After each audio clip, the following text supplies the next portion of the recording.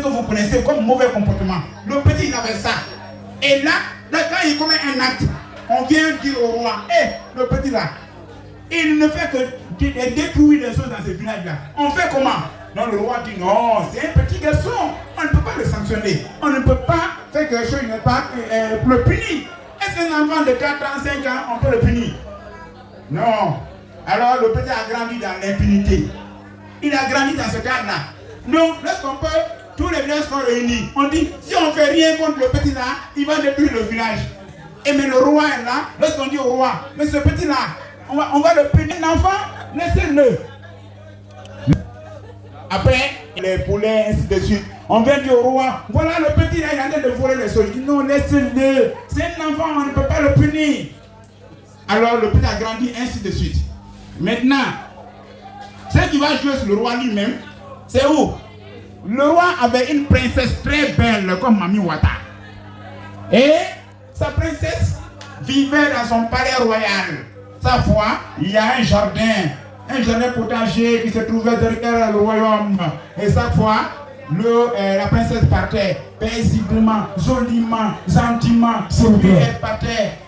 Prenez place, s'il vous plaît. On ne s'arrête pas, prends place. Alors, quand elle partait, chaque fois, donc le petit aussi a grandi. Vous connaissez les jeunes garçons, et à l'adolescence, ils sont excités. Donc le petit a grandi dans l'impunité.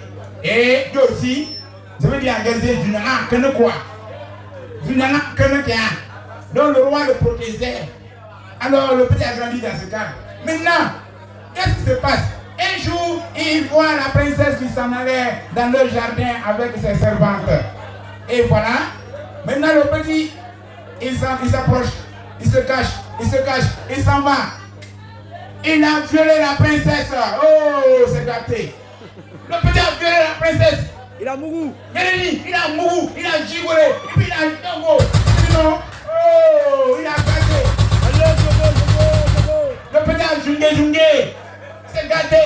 Il a baisé. Quand il a fini, oh, la nouvelle est venue dans le royaume. On dit voilà le petit garçon qu'on appelle l'argent, il a violé la princesse, l'unique princesse du royaume. Hey!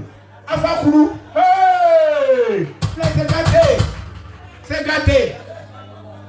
Qu'est-ce qu'il faut? Maintenant le roi s'est mis en colère. Et voilà, il a réuni tous les habitants n'est pas du royaume. Et regardez, voilà le petit voyou là, c'est lui qui a violé ma princesse. Maintenant on fait comment? On dit mais le roi, votre Altesse, votre honneur, laissons-le. On ne peut pas le punir. Oui. C'est un tout petit garçon. Oui. Voilà. Il dit, mais qu'est-ce que vous dites? Hein? Ma princesse adorée a été violée par un voyou, un canaille, un malédicté. Voilà. Maintenant, regardez, hein? Je ne me retrouve plus. On dit, mais c'est vous qui avez commencé. Quand il volait nos poulets, quand il volait nos œufs, on vous a dit de le laisser tranquille. Maintenant, on fait comment? Le roi était dans... Et non! C'est le fou qui est là. Le petit a fait ça, il s'est caché. Maintenant, je vous le donne. Allez chercher l'argent.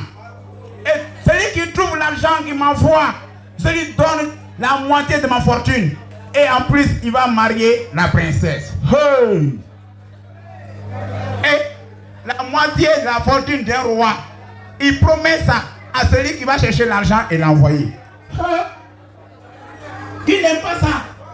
Alors, quand maintenant il a dit ça, chacun est concentré. On veut maintenant avoir l'argent. Ils sont restés, ils ont vu le petit qui venait à distance. Il venait innocemment. Et voilà maintenant, chacun disait, on l'a regardé, on dit, le voilà, l'argent, attrapez-le. Ouais. Il a compris qu'on le cherche. Il a fait il est parti. Il est monté où? On ne sait plus maintenant s'il est rentré sous la terre. Il est parti. Il est monté en l'air. Et puis, ou bien, il a disparu, on ne sait plus. Et maintenant, depuis là, on s'est mis à la recherche de l'argent. Voilà pourquoi vous voyez les gens. Ils rentrent sous la terre. Vous cessez de l'or, cessez quoi, pour aller vendre, gagner l'argent, venir donner au roi pour bénéficier des privilèges qu'on a demandé.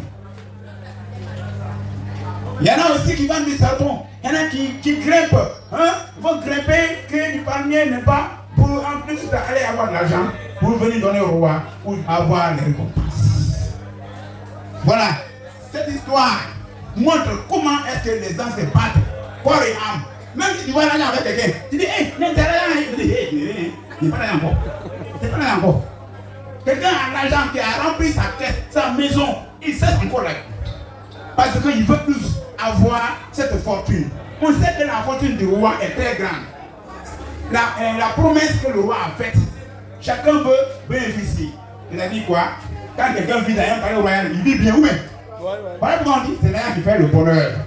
Celui qui dit l'argent ne fait pas le bonheur, c'est qu'il n'arrive pas à gagner l'argent encore. Hein? C'est le pauvre qui dit ça. Quand il y a l'argent, tu vis dans la fortune, tu vis dans l'allégresse totale. Voilà. Et la femme est synonyme du bonheur. L'argent aussi est synonyme du bonheur. Ça veut dire quoi? La femme et l'argent sont des jumeaux. Ou bien, femme et l'argent sont des jumeaux. Moi, quand tu as l'argent, même si la femme ne te connaît pas, elle vient dire chérie, c'est comment?